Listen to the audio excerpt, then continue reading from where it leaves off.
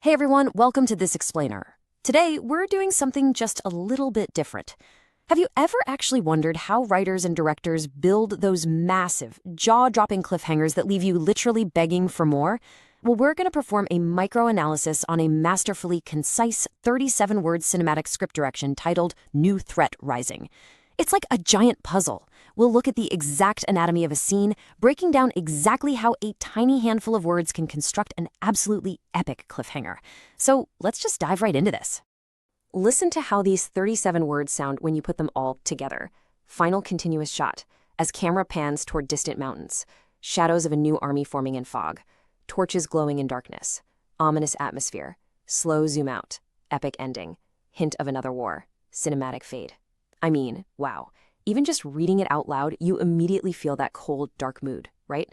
It instantly hooks you into the visceral emotion of the scene. It isn't just a description on a page, it's a whole experience. Over the next few minutes, we're going to dissect exactly how the writer pulled this off, pulling out the specific tools they used to craft this absolute masterclass in suspense. All right, let's see how this builds, starting with Section 1, the camera's journey, deconstructing the shot mechanics. Okay, so the very first phrase of the text mandates a final continuous shot. Let's define what that actually means in practice. Basically, a continuous shot is an unbroken visual sequence. It means there are zero cuts. There's no editing trickery coming in to save you. By refusing to look away, this mechanical choice grounds us, the viewers, in real-time tension. You're trapped in the moment without the sudden, comforting relief of a cut to a different perspective. It literally forces the audience to confront this rising threat head-on in the exact same agonizing real time that the characters themselves are experiencing. Now think about the choreography of that unbroken shot. It goes in steps. First, the camera pans to the distant mountains. We start really wide, just looking at the horizon. Next, an army forms in the fog. Boom, the threat is officially introduced. Then a slow zoom out. Suddenly, we realize the true scale of the danger. And finally, a cinematic fade. As you can see, the viewer's eye is meticulously guided from this distant, passive horizon straight into the heart of the creeping darkness. The mechanics of the camera are doing all the heavy lifting for the storytelling here. It's telling our eyes exactly where to look, and more importantly, when to feel afraid. Now look closely at this specific phrase, slow zoom out. Think about the pacing of that for a second. It isn't a fast, chaotic whip pan, it's a slow zoom out. This is such a brilliant mechanical choice. Why? Because a slow zoom out gradually reveals the terrifying scale of the unseen threat. As the camera pulls back, inch by inch, we see more and more of the landscape, and implicitly, more and more of the danger that's lurking out there. The slowness of the camera movement perfectly mirrors that slow, creeping realization of doom. And that brings us perfectly to Section 2, painting the ominous atmosphere, visualizing the unseen dread. Notice the specific details derived directly from the text here. Distant mountains, shadows of a new army, forming in fog, torches glowing in darkness. These nouns and adjectives work together as a highly efficient visual toolkit. Look, the writer didn't give us 3 dense paragraphs describing the exact armor the soldiers are wearing, or the geological history of the mountains. They didn't need to.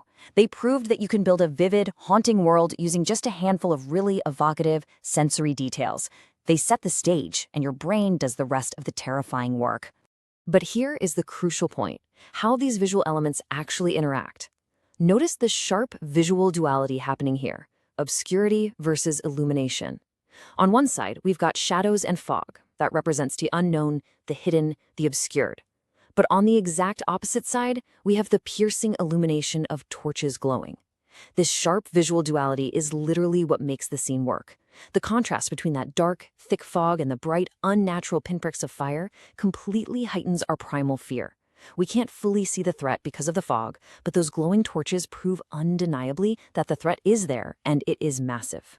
The text explicitly calls for an ominous atmosphere, but I really want to emphasize something here. An ominous atmosphere isn't just an empty instruction you can just casually hand to a film crew. It's a psychological state. In this source material, that atmosphere is the inevitable emotional result of combining those distant mountains, the blinding fog, and the piercing fire into one single continuous shot. The atmosphere acts as the emotional anchor that weighs the viewer down, created entirely by these specific lighting and weather choices acting in total harmony. All right, let's step back and look at the big picture. Section 3, hinting at another war, the narrative promise. The text mandates an epic ending. Think about how incredibly ambitious that is for short script direction. But, it works perfectly. Through an unbroken camera move and shadowy, firelit fog, these 37 words manage to satisfyingly close one chapter of a story, while simultaneously tearing the front door right off its hinges for the next one. It's incredibly rare for a script to achieve this much heavy lifting in just 2 words, but the efficiency here is striking. It ends the current conflict, sure, but immediately dwarfs it with a new one. And honestly, that is the true definition of an epic ending, when the conclusion of one journey is just the terrifying prologue to another. See how the writer connects the imagery directly to the upcoming stakes? The visual clue, Shadows of a New Army, translates directly into the narrative stakes, a hint of another war. You don't need a character to look directly at the camera and explicitly announce that a new war is starting. The imagery of the army forming in the fog perfectly implies the upcoming stakes all on its own.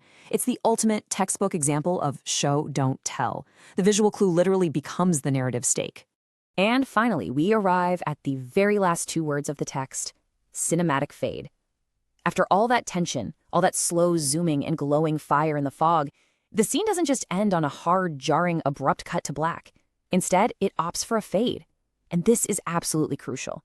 A fade allows the tension to linger. It lets that feeling of dread echo in the darkness as the image slowly dissolves. It gives the audience a few extra, precious seconds to sit with their racing heartbeats and realize the true magnitude of the new threat rising. Which leaves us with a final provocative thought to really chew on. What does this hint of another war truly mean for the epic ending? It completely reframes whatever victory or defeat preceded this exact moment. It's just incredible to marvel at how perfectly these 37 words act as a cinematic masterclass. By fusing an unbroken, continuous camera shot with the contrasting atmosphere of fog and fire, this single sentence leaves viewers absolutely desperate to know what happens next. Thank you so much for joining me for this explainer. I really hope it helps you see the profound power of concise, structured storytelling. Catch you next time.